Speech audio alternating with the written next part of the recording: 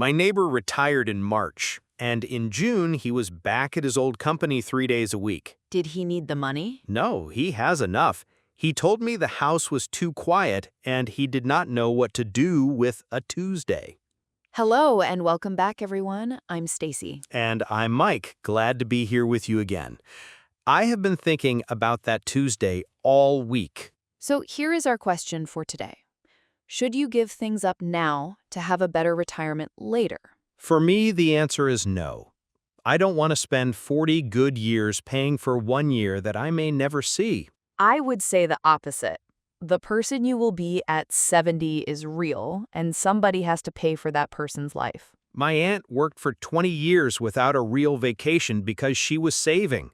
She retired at 66 with a bad knee, and now she has the money and cannot use it. That is sad, and it is also one person.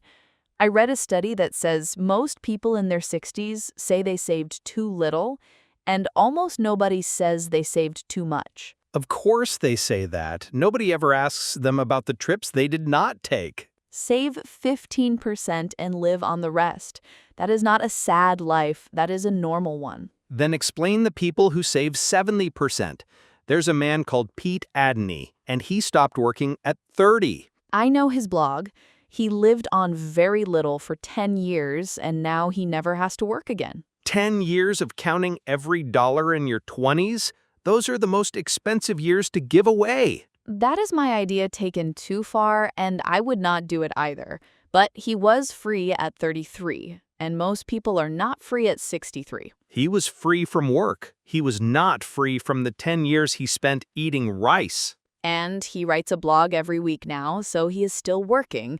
He just chose the work himself. Then he did not retire at 30. He changed jobs at 30 and gave it a nicer name. So what would you do instead? There's a woman on my team who is 26. She works hard for 2 years, saves everything she can, and then takes a whole year off. A whole year with no job at 26. She calls it a mini retirement.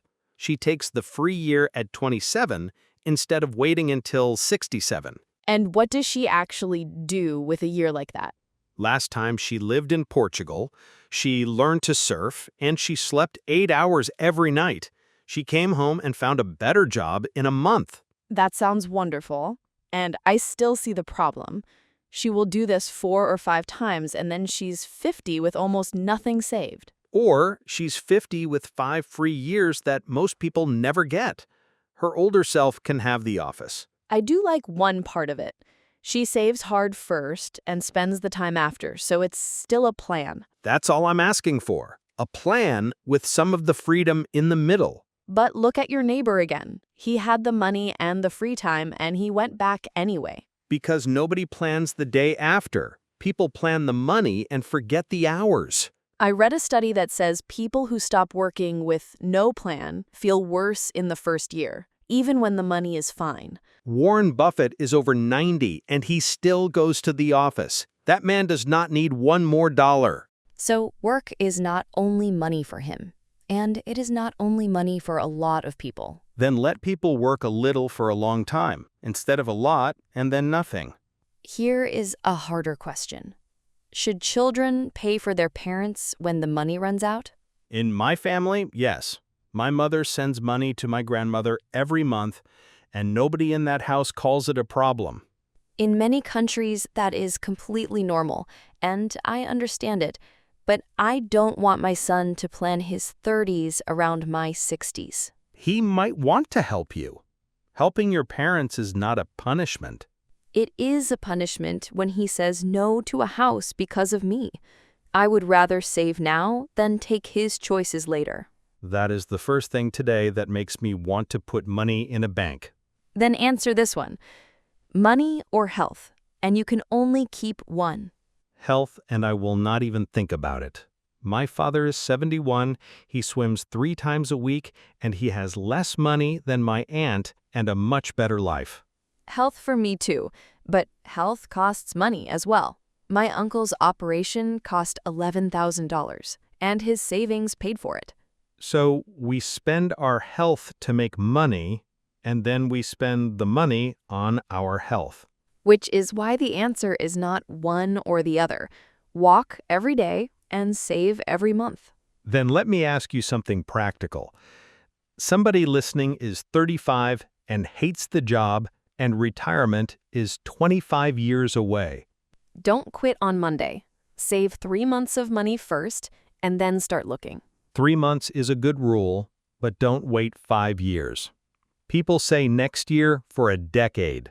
And other people quit with nothing and take a worse job 6 weeks later. Then try to move inside the same company first. A new team, a new manager, a new city. That is good advice, and it costs nothing to try. But there is one more thing that nobody can plan for, and that is what AI does to all of this. I think it pushes people out early. A man loses his job at 55 and nobody hires him again. Or it keeps people working longer. If the machine does the heavy part, a person can work at 72. Working at 72 is not a gift. It is a gift if you choose it, and it's 3 days a week. My mother is 68 and she teaches online for 6 hours a week. That sounds good for her. But nobody asked the man at 55 what he wanted. Which is why I would save more now and not less.